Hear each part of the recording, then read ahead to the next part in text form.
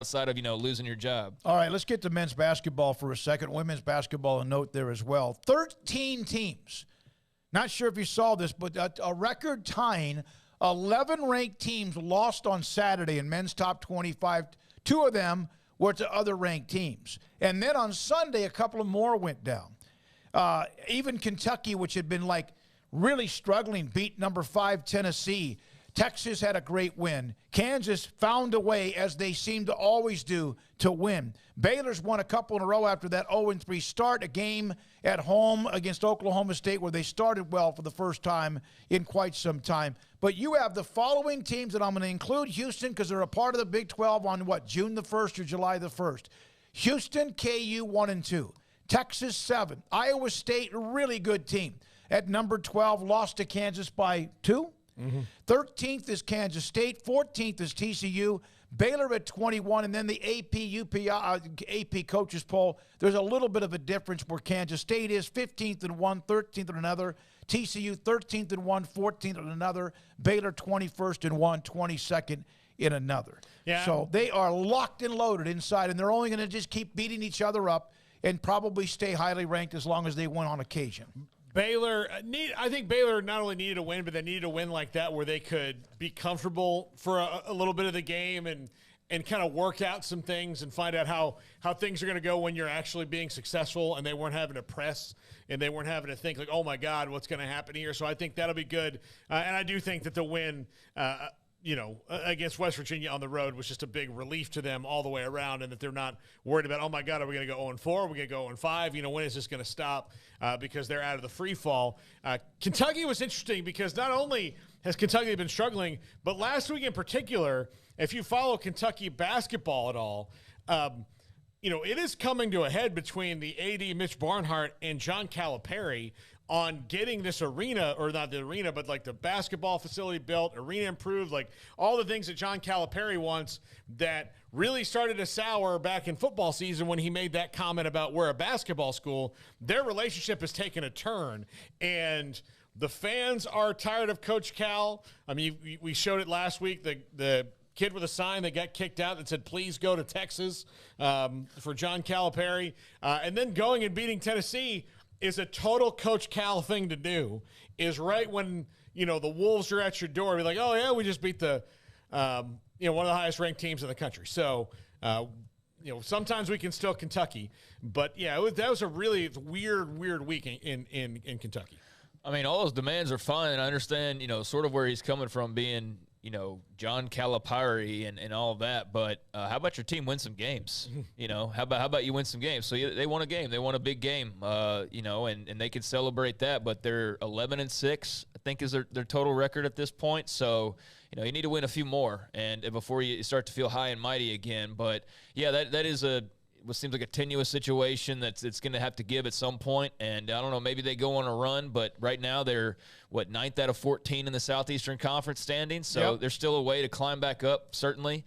But, yeah, you're going to need more than one win to feel like that cart's been, put back on its, put back upright. And that was, without that win this past week, you wonder what would it feel like today, when they start to analyze it again with a brand new week. But yeah, that was big for them. As far as the Big 12 goes, I mean, it was nice to watch a Baylor game that didn't have to be either just a difficult loss or coming down to the wire. You could actually just breathe at the end. So that was a nice change of pace to not have to stress, from the first whistle to the last whistle. So a nice 2-0 week for Scott Drew and company that they so desperately needed to now be at 2-3 in the Big 12 rather than at 0-3, 1-4, 0-5, what they could have been. But they got a really tough week coming up, man. I mean, they got to go to Lubbock tomorrow. And that should be very interesting because Texas Tech, they just can't buy a win, it feels like almost, right? I mean, you have the great showing in Austin, feel like you're going to get this huge win, and then, Texas just has something about them. Rodney Terry's doing a great job, and they're a team that you have to, basically put down to make sure that they're dead. And Texas with a really great win over Texas Tech, just rubbing salt in that wound. So, good in the Longhorns. Tech's a good team, though, and having IMAC back was a huge difference maker for them. Yeah, that's and they play Baylor tomorrow night, right? Yeah, and so that's going to matter. That's going to matter a lot. Yeah, well, and look, I I think if you ask Chris Del Conte right now, what do you want to do? Do you want to have a full-blown coaching search in the offseason, or would you rather Rodney Terry did so well, you can just say Rodney Terry is our coach? That's what he would pick, because then he doesn't have to go through all that again and deal with it all. So if Rodney Terry continues to win, he makes it, I personally would like to, if I were him, like to make it impossible for Texas to fire me. So, or go and do a whole search. They lost to Kansas State, and it was like 116 to 103, and all that was, and they've won 3 in a row. Yeah. Texas fans also have this, because then all Texas fans are like, oh, we need to go hire Jerome Tang then. Texas fans have a really bad, and I think but Texas may be worse than it, because we experienced it a lot living in this state, that the coach that just beat them is the one who should be working there. Well, it's not necessarily true. Sometimes, not to knock our good friend Jerome Tang, but he had a great night that night. Doesn't mean you need to go hire him today. There's a lot of crossover with Cowboys fans and Texas fans, and I'm sure other fan bases are just like that. I mean, let's not pretend like, Baylor fans, when there's a coach opening, don't shoot for the stars as well, as unrealistic as it may be. I do think it's a bit silly when, you initially saw like, let's go get Calipari, but it's like, who is that person on the other end of that computer or phone that's sending that? It's not like it's Chris Del Conte sending that tweet out. It's just Joe Blow, just like us or whoever off the street that you want to pick up and ask about the Texas coaching search, just voicing their opinion. So, how much of that was the reality of the majority of the Texas fan base or what? Who knows? But I mean, they do, for their sake, have a great candidate in house right now who's winning basketball games and has them in the sticking around in the top 10 and winning a really tough game on Saturday against a team that wanted to beat you as much as anybody could possibly want to beat you. So that was huge for them, and he's doing a great job. And I think there's probably a lot of people that would like to see him, stick with that job. So we'll see. That would be a very interesting decision, and obviously a long way still to go. But you brought up Jerome Tang. I thought this was just so silly. I saw his post-game press conference. They lost their second game this year, their first game in weeks. And granted, I didn't after winning on the road back-to-back against 2 highly ranked teams. So I didn't watch the full-blown press conference, but I did see the clip of Jerome Tang getting a question about basically not panicking or coming together or whatever. And he's like, we're fine.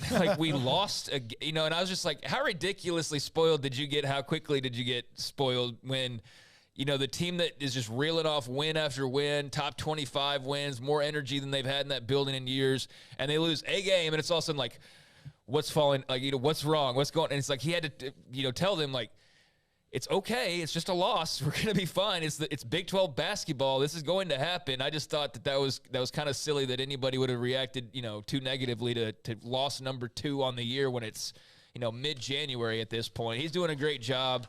And that was a really nice win for TCU, and they did it convincingly. So they're a dangerous team as well, right there firmly in the top 25. Iowa State, I know, was on the losing end of that close one to Kansas, but they're very, very good, and that's just what Kansas does to pretty much everybody. So it's quite the league right now. We will get into the Baylor